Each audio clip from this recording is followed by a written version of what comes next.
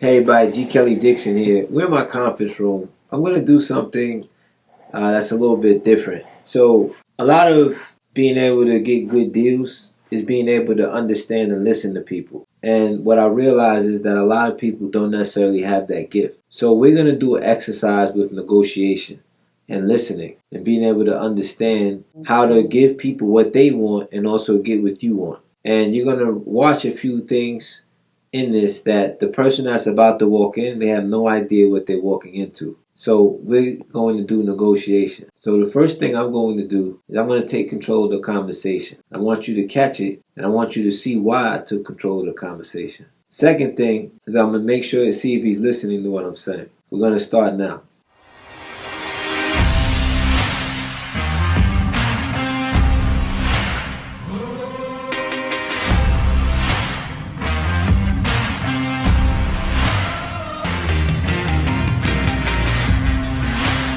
What's going on, son? What's going on, brother? All right, so we're going to do an exercise, right? All right, come on. I want you to sell me this phone. Yeah, my man. I just got these phones from the store down here, and they want me to sell them. So, what kind of phone you have? I have a Galaxy. Well, this is take the Galaxy. This is go take you to a new Galaxy. This phone right here is the new Millennium. You know, it does everything. It does pictures around. It does sound. I thought it had a hologram at one time, but they ain't got that one yet. You have a Galaxy? No, I got a flip phone. You got a flip phone? Yeah, I got a flip phone. I'm old school. Why you got a flip But I'm phone? trying to sell this to you because everybody gets what they want. See, you're a modern guy. I'm an old guy. I just like my flip phone. But I'm trying to sell. I'm trying to sell this phone to you, man. What? I'm trying to sell you a phone, bro. I'm gonna be honest with you. I don't know how good the phone is. Nah. How you don't know how good the phone is? Oh man, it's good because my sister got one. How old is your sister? First of all, She's 25. Your sister's 25. Yeah. So she's a millennial. Yeah. And she lives in New York. Yeah, she know how to do everything on that phone. She was trying to show me, but I just tried to sell it for her because Your sister lives in New York. Yeah, she's in New York.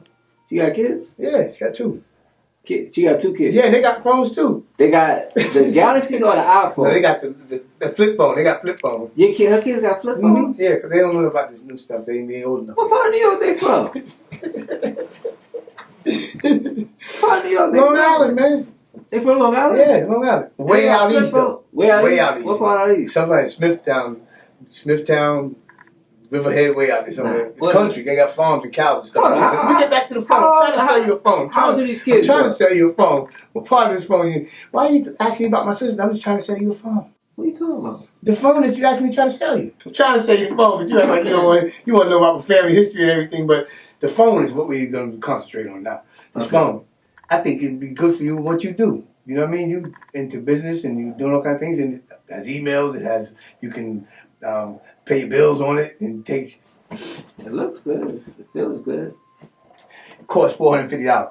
It's $450. Mm-hmm. They go for $900. I'm gonna give it to you half price. Probably selling like hotcakes. I don't know. I'm just starting. But if you sell one of them stuff, the hotcakes to roll, you get that one. Okay. All right. Okay. But I give you my number. You can call me if something go wrong. Alright. So we're gonna ask you guys how you think he did. I did. No, we're talking negotiation. Okay. All right. So I'm gonna tell you a couple things you did wrong that you could work on. Okay. All right. The first thing, you talk a lot. Okay. All right. So selling and negotiation is a lot more listening and a lot more selling. The good part though is that you caught how I took control of the conversation. We ended up talking about your sister and her kids and all that other stuff. Do you know how I was able to take control of the conversation? You got it back, which is good. Here's a myth about selling that you guys got to get over with. All right? The person that speaks is not the one in control. It's the person that's asking the questions that's in control. The person that asks the questions dictates and controls where the conversation goes. Okay, that's very important. Another thing, you never asked me about myself. I don't want to know about you. Why not? Because you trying to get a phone, trying to get the money out your pocket. But if you're trying to get money out of my pocket. Why I need to know anything about you? All I want to know is how much money you got in your pocket. See, this is a mistake right here. Don't ever do this right here. You got that hood. Yeah, don't ever. This is a mistake right here. Okay. If you want money out of my pocket, Mm-hmm. you need to know what I want. I'm gonna try this on him. He knows it's coming, so we're gonna do this anyway.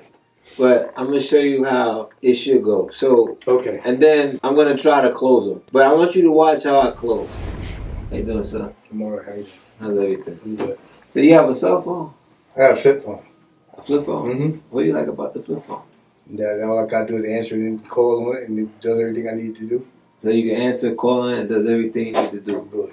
You good. That's old school like that. Just like that. Just like that. So you just use your phone to talk to people, whatever the case may be. Mm-hmm. So are you ever in a position where you can't answer your phone, or you're in a position where you can't like speak to somebody? Yeah. I'll be working. Can't speak. So how do you communicate at that time? I'll just get the answer machine and call them back. The answer machine. Yeah, get the answer, go voicemail and call them back. What if it's an emergency? They have to wait till I get to it. So what if you was in a situation where your kid was in a desperate situation, you couldn't answer the phone? You think the flip phone is the best way to communicate with them, or would it be easier to have a phone that maybe you can text with if you was ever in that situation? I think that'd be more sufficient. Yeah, I think that would be better. So how much you pay for your flip phone? $35 a month. So what if there was a way I can show you, not only do you get the benefits of your flip phone, but in case of communication issues and things with your kids, you'd have a way to communicate better with them. Is that something you'd be interested in? Sure, why not? Because my kid's important to me. Well, this phone right here is excellent. Not only do you get the benefits of not having to open the phone up every time you want to have a conversation with somebody, Mm-hmm. but you also get the ability to communicate with the loved ones on very various platforms. You can text them. You have social media. You can reach your loved ones in a ton of ways. Okay. And not only that, if I can get all of that for you for $35, that's something you'd be interested in. I think I can upgrade. There you go. Huh? Yeah, I think I can upgrade. Sounds good. Appreciate it. How much does the phone cost? I said I'm gonna make sure it's $35 a month. Oh, okay. You're just gonna be paying for 10 years. All right. He was easy. You got me. You think you're going to be paying for 10 years? He was easy. I'm not a complicated guy. I'm really not. Yeah. So the thing is, the reason I say that is that everybody, when you do a deal, everybody's worried about the whiffle. Is what's in it for me, and you have to care about the other side of the equation. So you always want to present a deal that you've shown that you're thinking about their interest. Now, at the same time, you want to show them that, listen, I'm concerned about your interest. I'm going to help you get what you want out of the transaction, but at the same time, I'm going to get what I want out of the transaction so that it's a win-win. Win-win. Okay? So when you do a negotiation, you got to understand a few things. If we didn't get to it, let's say the seller, okay? And this is their, quote-unquote, bottom line. The buyer, right?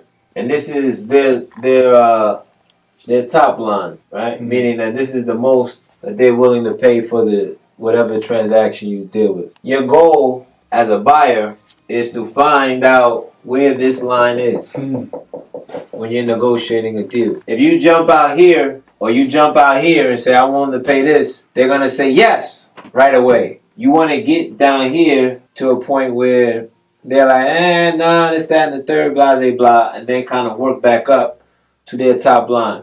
So this is the area in which a deal is going to get done. I like to call this the deal zone. This is the area where the deal can get done. There are times when a deal is not going to happen. It looks something like this. We'll put this as the bottom line, and this is the top line. I'm willing to pay for a property or a deal is here. The least amount they're willing to accept is here.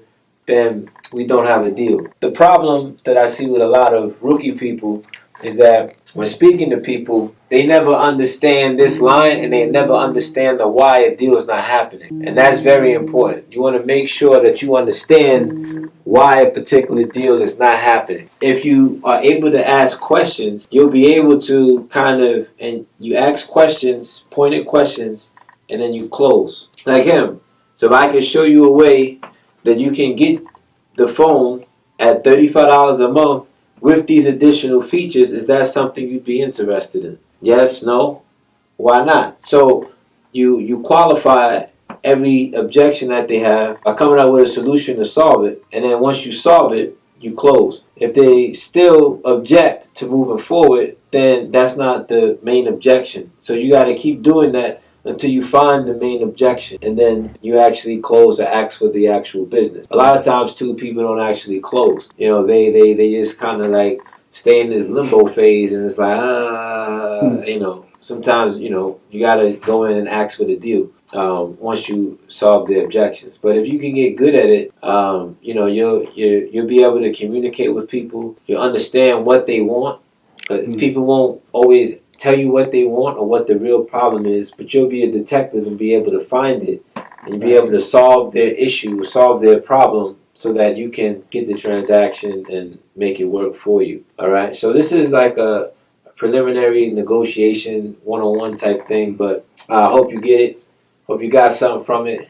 Mogul Ambition.